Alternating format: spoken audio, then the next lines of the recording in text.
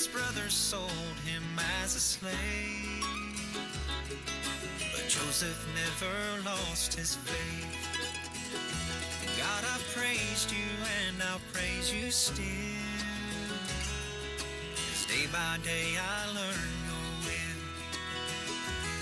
And I promise you, no matter what, Lord, I'll trust in you, I won't give up. Lord, I'm gonna need your help today to stem the raging tide. You've allowed this trial to come my way. The reason for I don't know why. All I know is if I'm on my own, I can't even stand. I'm gonna need a hand. Lord, I need your hand. This old life is such a mystery. So many things that I can't see. But I promise you, no matter what, Lord, I'll trust in you, I won't give up. The Rochesters, I'm gonna need a hand.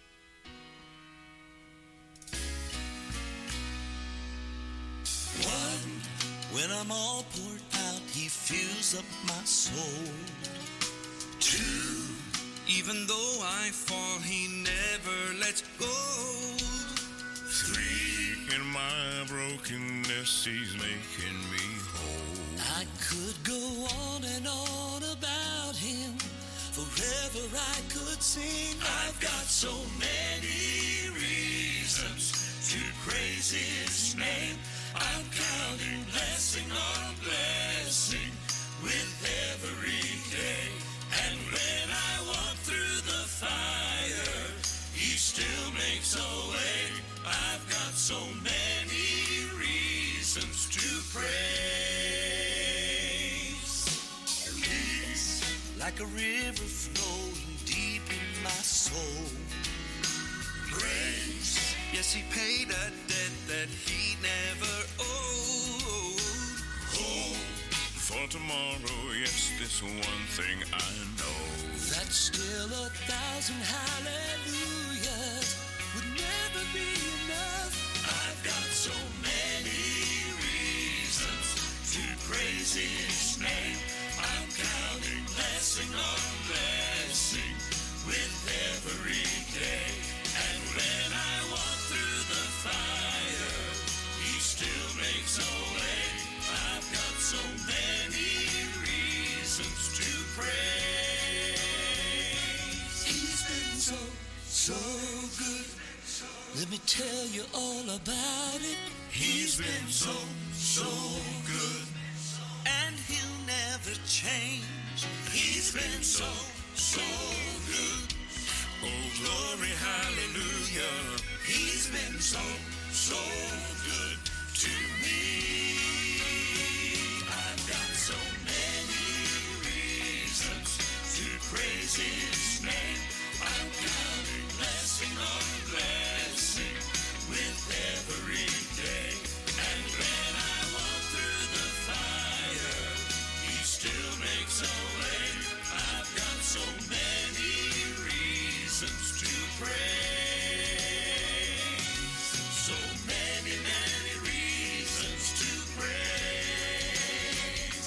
his name.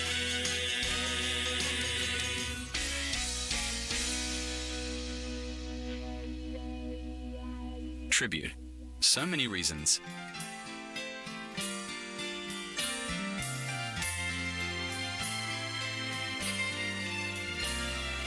As I walk the road of life toward heaven, hills and valleys seem so hard to climb. And if victory seems a little slow in coming, remember the hands that held the nails are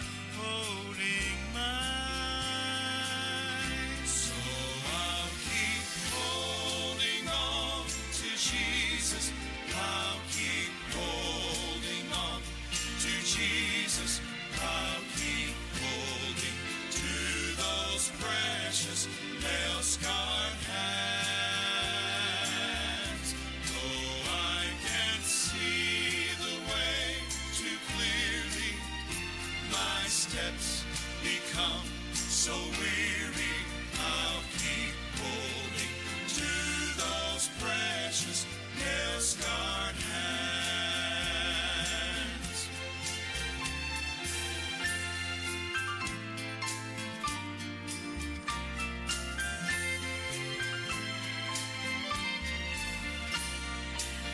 Though sometimes the pathway seems so narrow, fear and doubt tend to cloud my mind. But then I feel the gentle touch of Jesus. He says, just keep holding to my hand, to my hand. I'll keep holding on to Jesus. I'll keep holding on to Jesus. I'll keep holding to those precious nail-scarred hands. Though I can't see the way too clearly, my steps become so weary, I'll keep holding to those precious nail-scarred hands. I'll keep holding. I'll keep holding. I'll keep holding to those precious nail-scarred hands.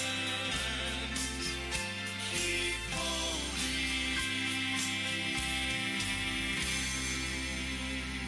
The Trio. I'll keep holding on to Jesus. You're listening to Affirm Southern Gospel Radio. Now more than ever, Lowe's knows you don't just want a low price, you want the lowest price. And with our lowest price guarantee, you can count on us for competitive prices on all your home improvement projects. If you find a qualifying lower price somewhere else on the same item, we'll match it. Lowe's, we help, you save. Price match applies the same item. Current price at qualifying retailers. Exclusions and terms apply. Learn how we'll match price at Lowe's.com/lowest price guarantee. Since 1983, Nissan has been assembling award-winning vehicles for you, right here in America. And this summer, we're committed to keeping our lineup affordable and free from new tariffs. That's why we've lowered MSRP on our best-selling Rogue and Pathfinder, so you can get the car you want at the price you want, knowing Nissan is here for you at the Nissan Summer Sales Event.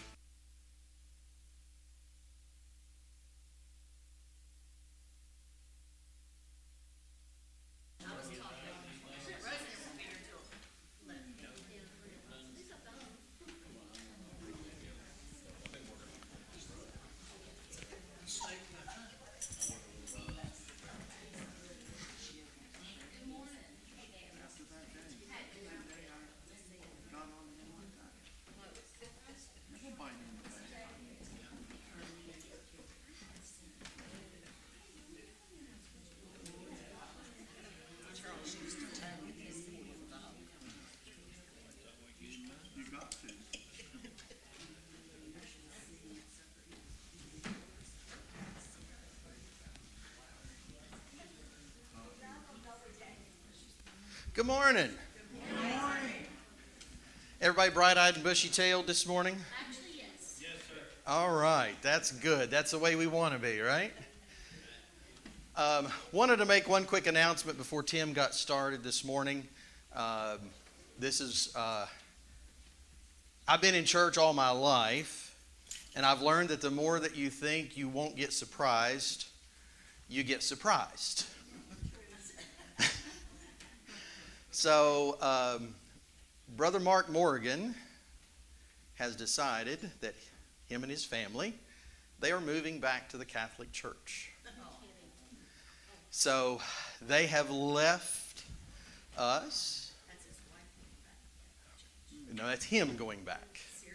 Yes, that's the way he grew up, and she's converting. So they desire our prayers. And so I met with him on Friday. And like I say, that was one of those that really caught me off guard. But, it impacts our Sunday school a little bit. So Brother Tim and I have talked. And, so still some things to figure out there. But Brother Mark said, I hope nobody hates me. And I said, Brother Mark, ain't nobody going to hate you. You're family. And I said, that door right there is always going to be open. And so we hope that everything works out. We do want to pray for them.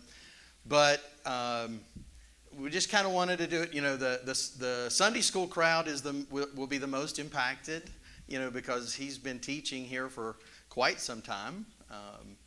I don't know, Lois may be able to answer that question better than I can, because Roger kind of put his hand in his back and pushed him forward back a long time ago. So, but anyway, we wanted to share that with everybody. We didn't want the rumor mill to spread that news. We wanted to kind of tell everybody so that you know what's going on. Not mad at anybody. He said he's been praying about this for months upon months, but that this is, he said he truly feels this is what God is leading to do. But so we just need to pray for him. I can assure you, every time it snows, we'll think of him. Yes. Absolutely. How do you follow that? One step at a time. All you got.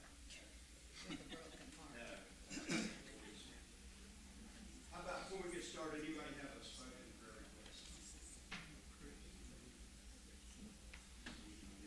Pray for me and all my family. Still remember Martin's sister Debbie. She came home from Encompass on Thursday and was admitted to Raleigh General Intensive Care on Thursday evening. So remember her, remember me and all my family. Remember our sister-in-law. If you could keep my daughter and granddaughter, they're both traveling back from North Carolina today. And also, we have some friends of ours down in Cape Town. I worked with her for like 20 years at the VA. She's a retired nurse. She got cellulitis really bad in one leg, and now she can't. Anyway, she's requesting prayer for healing. And then Donna's brother and sister are both suffering with cancer. We can remember them. I'd appreciate it. And our sister-in-law prayer, she's still at Carol Oaks, and we've got family members that's traveling today. Just watch Carol. Remember Israel in prayer, and pray that the Lord of the harvest will send forth the labor. Pray that our flight be not in the winter on the Sabbath. And remember Aaron Moore in prayer, and Charles Chandler, and all those lost and unsaved in prayer. And an unspoken prayer request. Remember my neighbor, they called me this morning, the one I bring to church. She's on her way to the ER. She's having chest pains real bad. And she already has heart issues and a pacemaker, so keep her in prayer.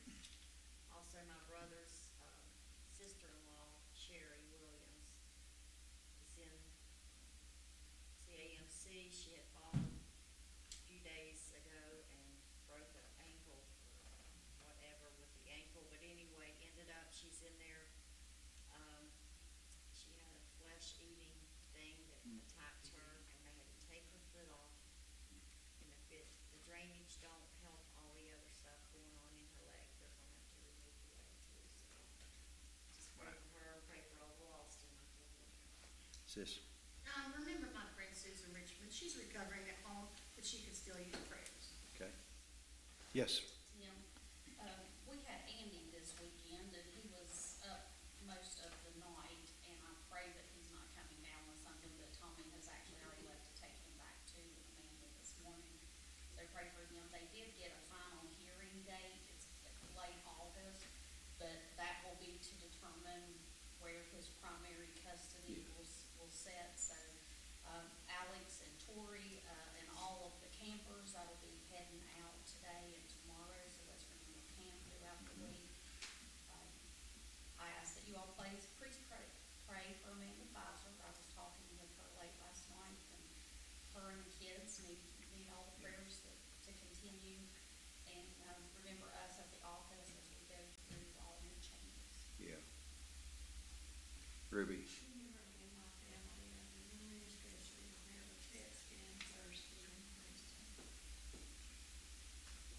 Our grandson Mason is sick. I don't know if it's sinuses or whatever, but our little great-grandson, his son, has an upper respiratory infection. We was up to 1 o'clock this morning, so please pray for him too. Kurt. I got two more to add on. My brother's wife is waiting on a heart cath thing down at Charleston. She's got 2 blockages. And then their oldest daughter, I found out yesterday that she had been she's still in Raleigh General with IV antibiotics, and they've had to take one of her fingers off due to an infection. So keep them in your prayers. Any others this morning? Yes, sis. Buddy and Georgia Freeman and her sister, our nation, our missionaries, and law enforcement. Still remember Russia and Ukraine, and I have 2 sisters that need prayer. We have a couple unspoken. Yes. Okay. Our needs are many, aren't they? But aren't we fortunate we know one that can help us through these times and help us? Let's just be mindful of today's service. Let's pray for each Sunday school class here this morning, and just pray that God's will's done, and hopefully He reveals something to us today that we be edified by it and drawn closer to Him. Ask you to stand, please. Kurt, would you lead us out this morning?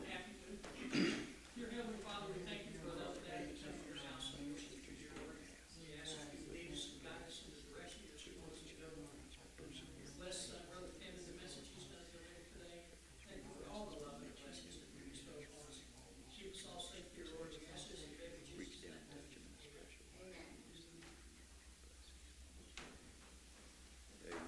Amen.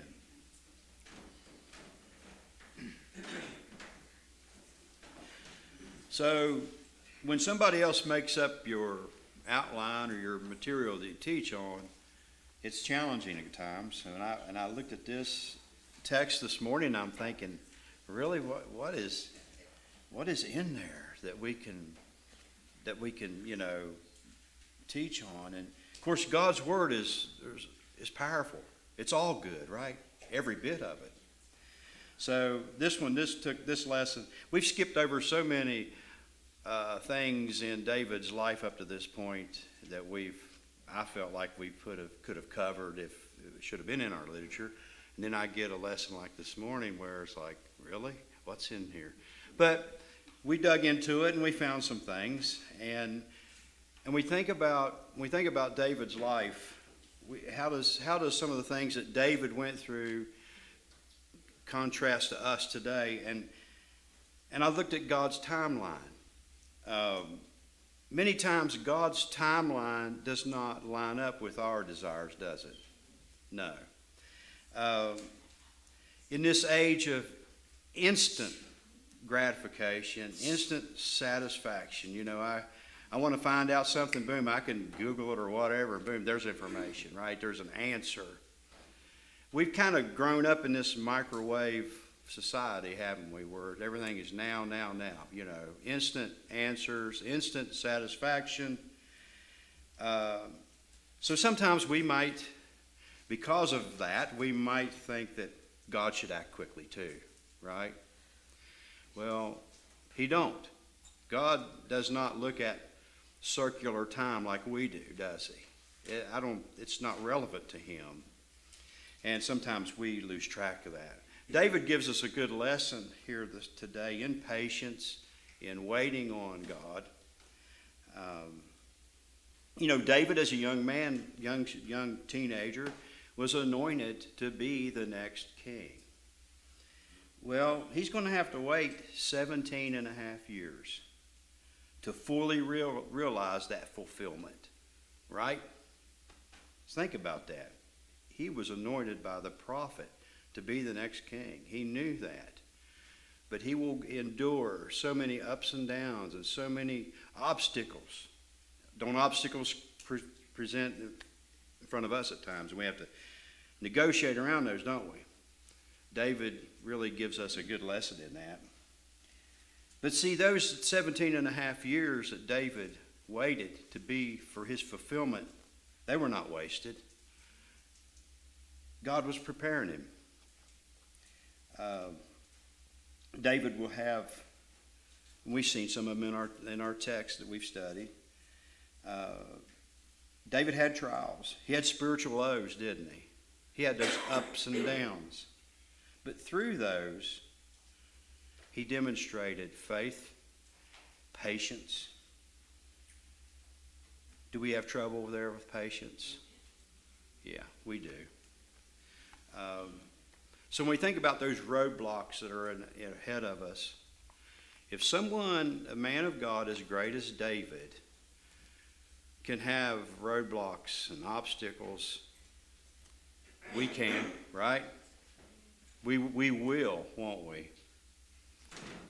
So I thought, when I read this text, it challenged me to find what's inside there that we can actually, teach on that's relevant for us today. And that was a thought. So where we're at now, when we look at today's text from where we were last week, I like to try to tie a timeline together and kind of keep that chronological order, and for a little bit of history going on too with these lessons as we talk about David's life. So since our last lesson from back in 1 Samuel to where we begin today in the second chapter of 2 Samuel, there's been a gap again. David's had some traumatic events occur up to right prior to our text, and I think we have to really understand what that all was to really grasp today's text, I believe. So we're not going to read those previous chapters. We're all going to talk about some things here. He's had some trauma occur in his life. He has 600 men that follow him. They're again running from Saul. Remember, that's been an ongoing thing where David was running from Saul, but he had a band of followers that kind of went with him. We know that there's 600. David has connections, obviously. He ends up in Philistine country, hiding out over there. He's settled in a small town called Ziklag, is the name of the town. So while David and his men are on a mission away from their homes, the Amalekites, an enemy, raid the town, take the women and children, take their livestock, burn down the town, destroy it. David returns home, and he finds this devastation. He returns back to this burnt town that was his home. He's lost everything. He catches up with the Amalekites. Him and his band of men, they defeat the Amalekites, rescue their wives and children and their livestock. Meanwhile, while this is occurring, something else is happening. There's a battle where Saul, remember Saul's still king of Israel, and their enemy is the Philistines. While David is dealing with this issue at home with that raid where he had to go capture his wife and children and all of his livestock and come back, there's another battle occurring where the Philistines are battling out with Israel. And what happens there, Saul, the king, and Jonathan are killed in this battle.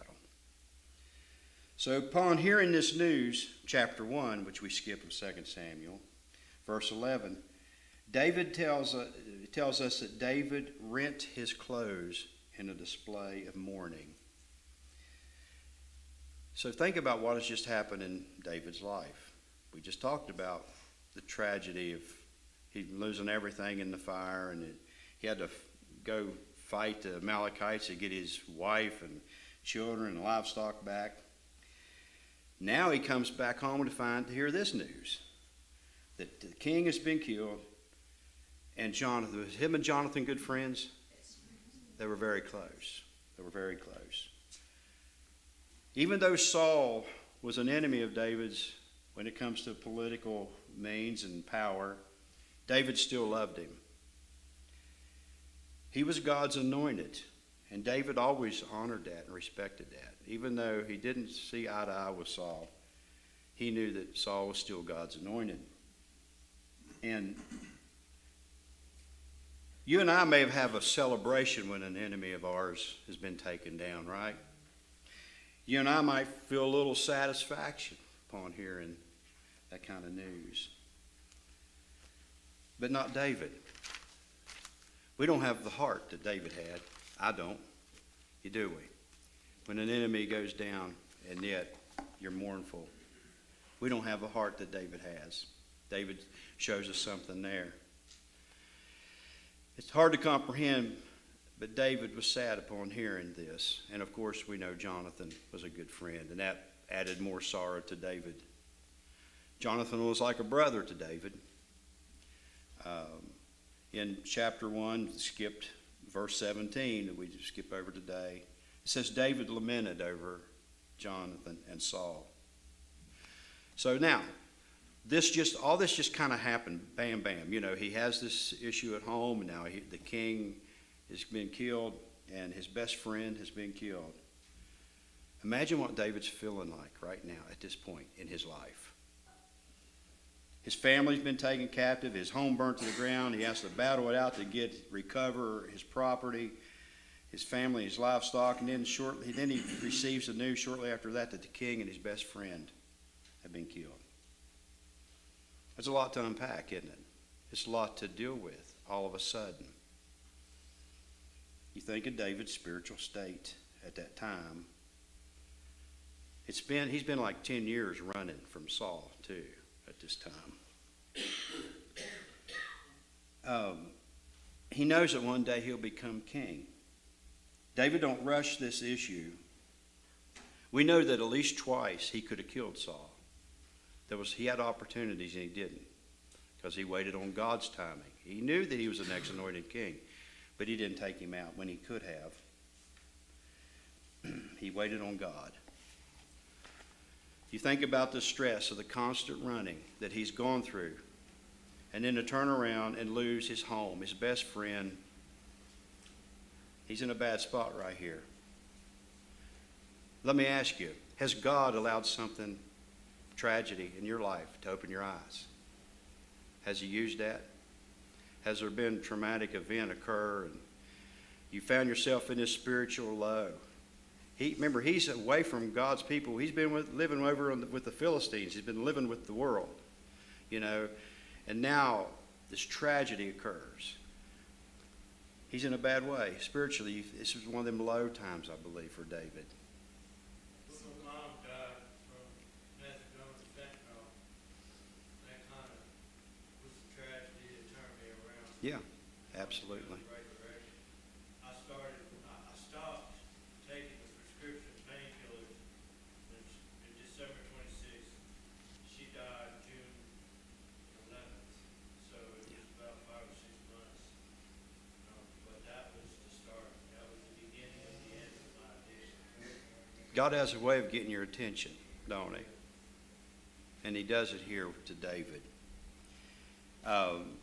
How will David respond to all this? How would we respond when it happens to us in our life, these tragedies? Our first verse in today's text tells us how David responds. It says, after this, David inquired of the Lord. That's pretty wise, right? Isn't that how we should respond? When there's nowhere up to go but up, shouldn't we look up to him at that point? That's what David does here. How will we do in this area? So anyway, I just wanted to kind of build a little foundation of what's going on here with David's life before we look at this text. He's had some bad things have happened here. He's mourning the death of his best friend, and he just had to fight to recover his wife and his children, and his home's been burnt to the ground. So it's kind of where we're at when we start reading here today. So let's read these. Tim, you think maybe the reason why David had the relationship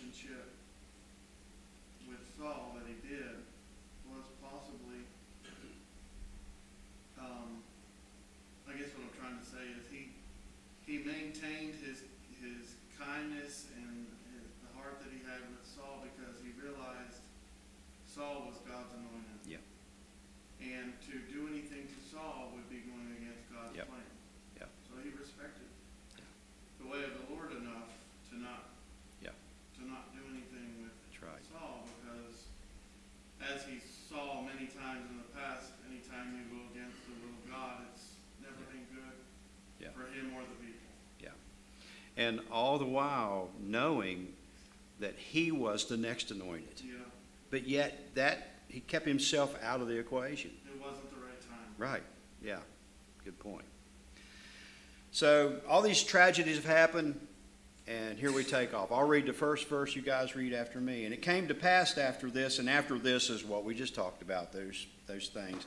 And it came to pass after this that David inquired of the Lord, saying, Shall I go up into any of the cities of Judah? And the Lord said unto him, Go up. And David said, Whither shall I go? And he said, Up unto Hebron.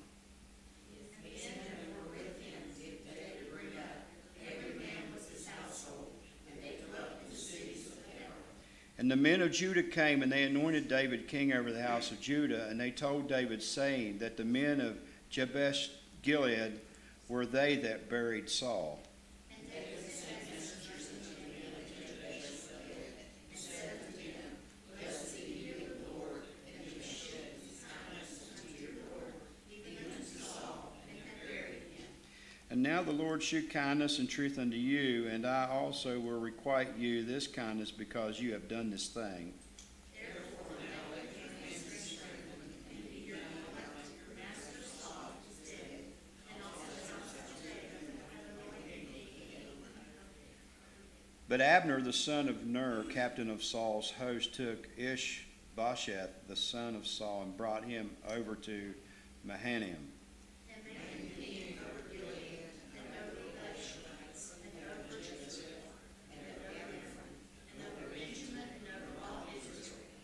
Ishbosheth, Saul's son, was 40 years old when he began to reign over Israel, and reigned 2 years, but the house of Judah followed David. At the time that David was king, Abner had run over the house of Judah 7 years and 6 months. All right, amen. Let's look at verse 1 here real quick. So David, right off the bat, gives us a tremendous piece of advice. Those hard times, those tragedies that occur. What's David do? He inquired of the Lord. This certainly was a key to David's success. He wanted the Lord's guidance. You know, it's almost like he wanted to be more than just God's blessing on his plans. It's like he wanted to be right in the middle of God's plan, you know. And he asked, you know, specifically, shall I go? He asked. And more specifically, where shall I go? You know, do we ask God for that kind of detail? Do we just do this prayer, you know, that's kind of vague and say, God, you know, show me your way? Or do we have specific things that we want to funnel down into with God and look at? That's what David does here. He does more than just ask, shall I go? Where shall I go? He had a whole nation that was going to be his, right? He could have went anywhere that his desire, his personal preference, but no, he asked God, where? So he's getting ready. He knows Saul's dead now, right? So he's realizing, okay, maybe it's time I need to step up here. So he asked God. He asked God for guidance. So I think that's important. He doesn't just march in. Here's what Tim would do. Well, Saul's dead, and I'm coming in. I'm the man, right? Right? I'm coming in. Hey, you all bow. You know, that wasn't David, was it? No. He had every right, I guess, to stake claim. You know, he was the next anointed, and Saul was dead. But David still, he did not take that approach. He used patience. He wanted God's assistance, God's advice in that. He asked God for instruction. God tells him where to go. So, are we that patient? Are we that patient at times? We need to be more patient, more thoughtful. We need to ask God for more instruction and be specific with God, right? David shows us that right there in that beginning of our text. How do we do there? We might be struggling with a decision, And the thought in your own mind is you can justify it. And go, and you think, well, and go with that. Is that the correct way to go? No. We can in our mind, we can justify a lot of things to appeal to our wants and our desires. But that's not how it's supposed to be done. We need to do like David did and ask God for that direction. We jump to verse 3, and then we see that it says, and his men that were with him. And I have to think, he's been on the run for 10 years. There's something like a few hundred men that's been following him around, and they've witnessed this, a lot of his life. And I think that's these men. He said, and these men that were with him, David brought up, every man with his household, and they dwelt in the cities of Hebron. So David has a following that comes with him. We know it was 600 men, so you got to figure they had wives, they had children. So let's just say a couple thousand, 2,500, just to be an estimate. So this town of Hebron all of a sudden got a population increase, didn't it? When David came and brought all of his followers with him. It says, and then the men of Judah came. There they anointed David king over the house of Judah. And they told David, saying that the men of Jabesh Gilead were they that buried Saul. So now we're going to start seeing a little bit of a vision of this fracture, if you will, this among the people. Judah is in the southern area of Israel. This is David's homeland. And Hebron, where he's at, is in that portion.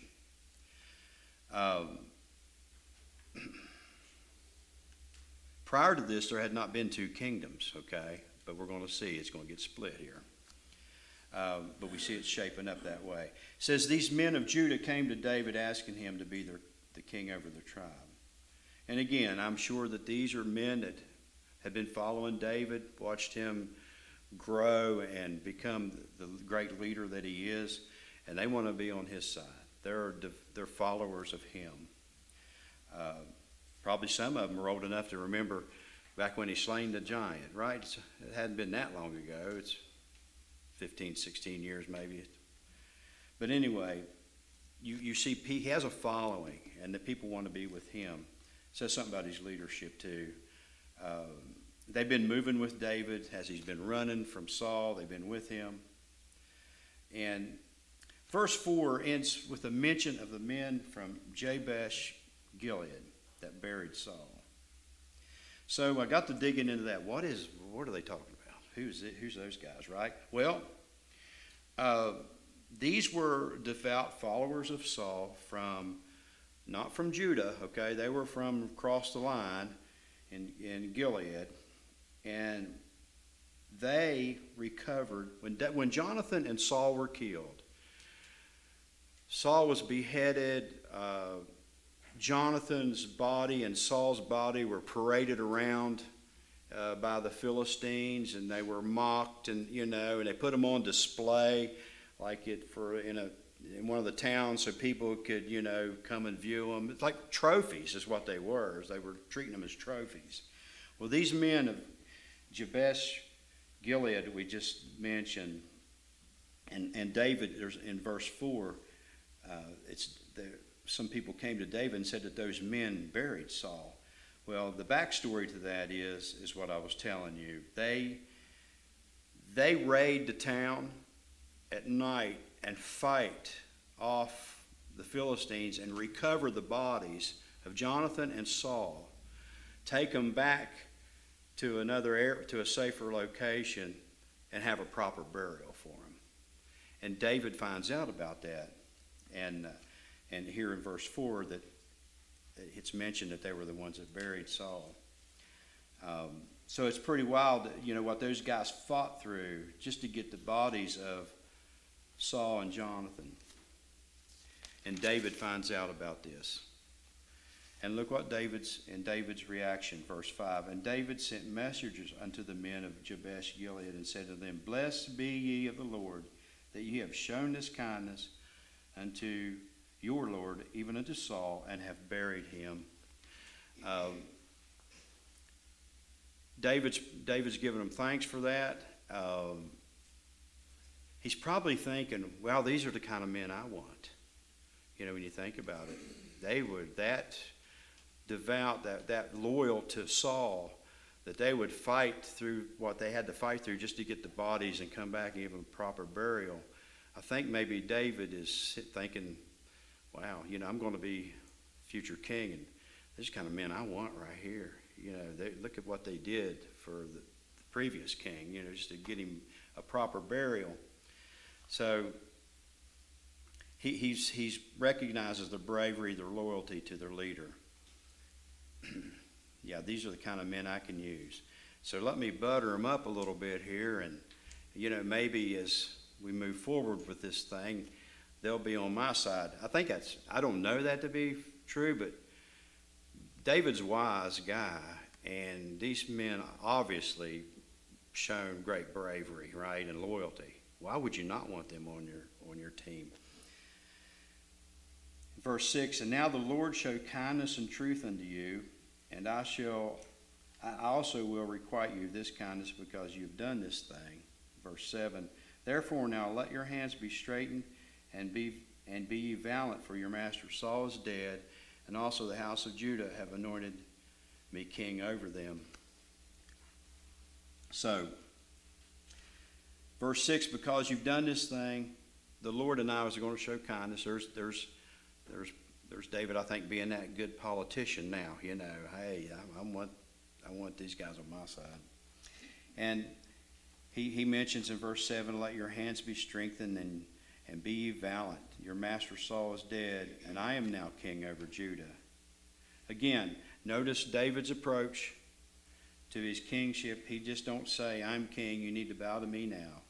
He don't push himself to that. His tribe has anointed him king over Judah, okay? But there's the rest of the Israel that's still, this fracture's taking place. Then we're going to see that here in a second. So I think David, when he's heard about these brave men, he wanted them, and he's kind of buttering them up a little bit. He don't push himself over as to be the authority figure that, again, some of us would probably justify in our mind that we ought to be the king, but he's not. He's waiting on God. So any thoughts so far? You see what's going on here with these men? I've often wondered for years about the Philistines, you know, Mm-hmm. and I just wonder if the Philistines is what we call nowadays Palestinians. I've Mm-hmm. often wondered. I'm not sure. I'm not I think so. either. I've wondered about it for years, you know, because you hear so much about the. You do. Yeah. So will these men be loyal to David? No. We're going to find out. Remember, something's happening, something's taking place in the northern part of the kingdom. And Mike is right. They won't be loyal to David. He's making a pitch here, I think, to win them over. And eventually, when he does become king over the whole thing, I think some of them will, these words that he speaks of now will serve him well in the future. But immediately, that's not the case. Meanwhile, up in the northern region of Israel, we see a second kingdom developing. And that's where verse 8 comes in. But Abner, the son of Ner, captain of Saul's host, took Ishbosheth, the son of Saul, and brought him over to Mahanaim, verse 9, and made him king over Gilead. See, that's where the guys were from that David just sent a message to, that he was, and thanked them and gave them kudos for the great job they did. So now we see that David's not going to be over them. Abner guy, who was a captain of Saul, by the way, he was also Saul's cousin. We'll talk about that here in a minute. He sets up a new king. This is Saul's youngest son, and makes him, they make him king over the area where these men were from that David was appealing to. But anyway, so he sets him up over Gilead, over the Azurites, over Jezreel, and over Ephraim, and over Benjamin, and over all Israel. So notice how this family We've seen this in our lifetime. Do certain families have control in government and they want to keep it in the family? Yeah, you see that here. Notice how this family attempts to do that. Saul's captain, Abner, by the way, was cousin to Saul. And Abner's probably got he probably not a big David fan, because remember, he was the one that fell asleep when and David took Saul's spear. Remember that? That was a lesson from a few weeks ago. And David said, "Hey, look here, I got your spear," and it was a pretty bad look on Abner. And David publicly called him out. Remember that lesson from a few weeks ago? Well, now this Abner we're talking about here, he is Saul's captain over the military, and he decides we're going to keep this power in the family. What's he do? He says they make this movement to anoint Saul's youngest son, Ishbosheth, king. Saul had 3 sons killed in battle total, and there's been never any mention of this son here until now. So some people think that it's possible he was an legitimate son through a concubine. But see, that's the depths that this family's willing to go to keep the power, right? You see that. He might be an illegitimate son of Saul, actually. In some of my research I was looking. Regardless, you see this family trying to stay in power, don't you? Trying to stay in power. Trying to keep that position. Titles and power still motivate people, don't they? In today's world, in today's government, in our government, we see it.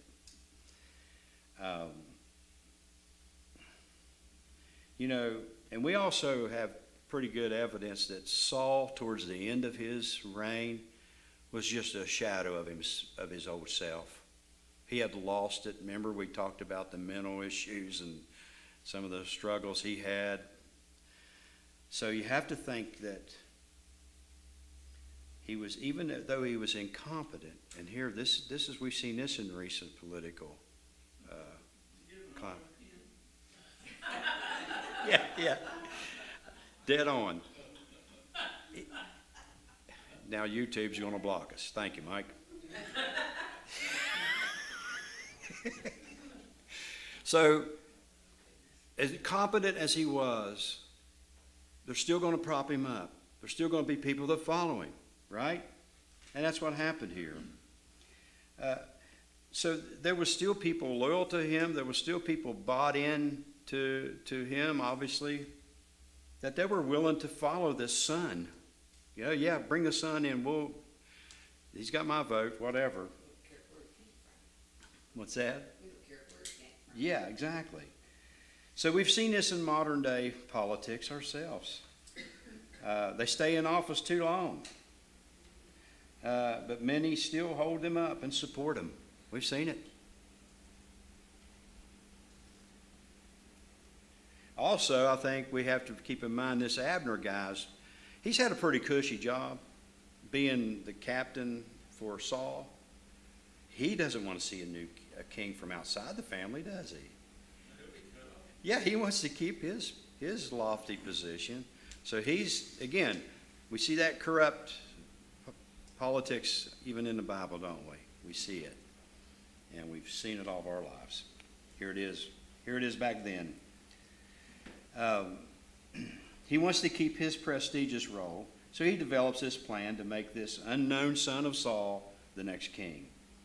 And he'll reign over all of Israel except for Judah. We know already David's tribe has already anointed him king.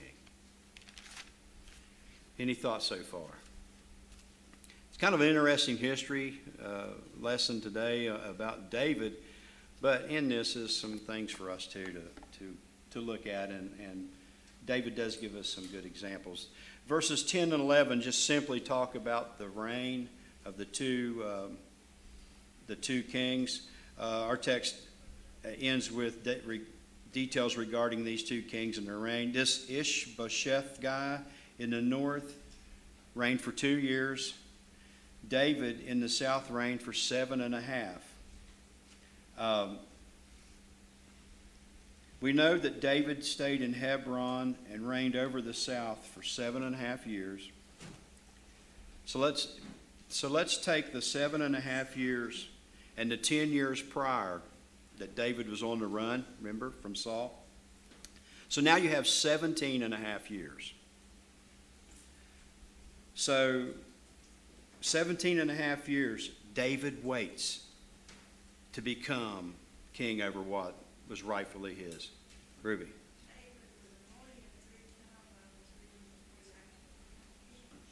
Yeah. How many times? 3. Okay. I had 2 in my notes, but 3. Great.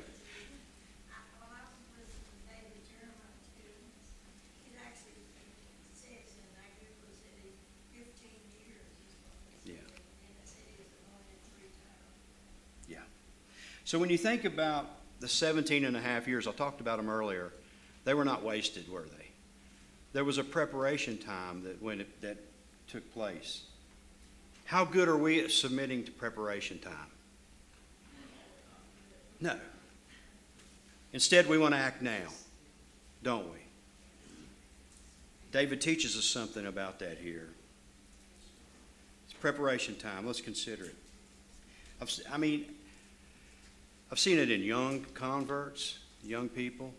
You got to appreciate the eagerness and the willingness, right? But they get excited about doing God's work and they want to jump right into something. They want to do it now, forgoing preparation time. And many times it fails. Preparation time is important. Paul, after his conversion, where did he go? Right after his conversion, y'all remember? As great as Paul was, he had to call time out.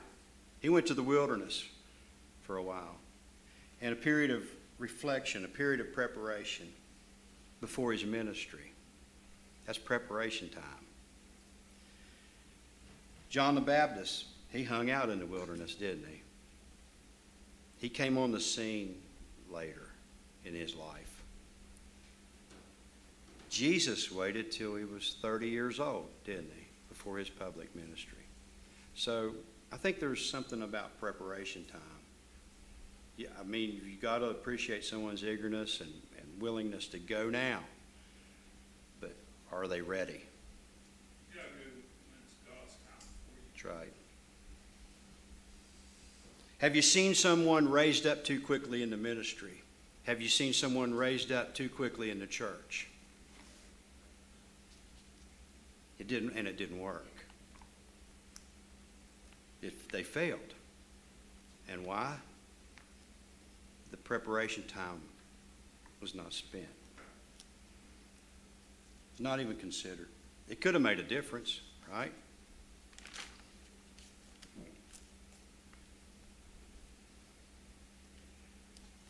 I'm finished. Anybody got any? I had a few takeaways. We've talked about pretty much all of them.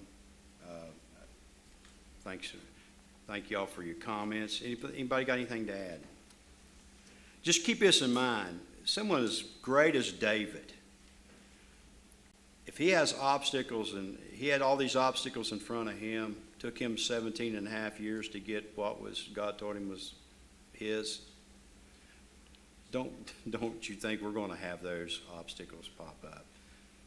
You know, he got to follow his will. We got to ask for his guidance like David did to get through those things.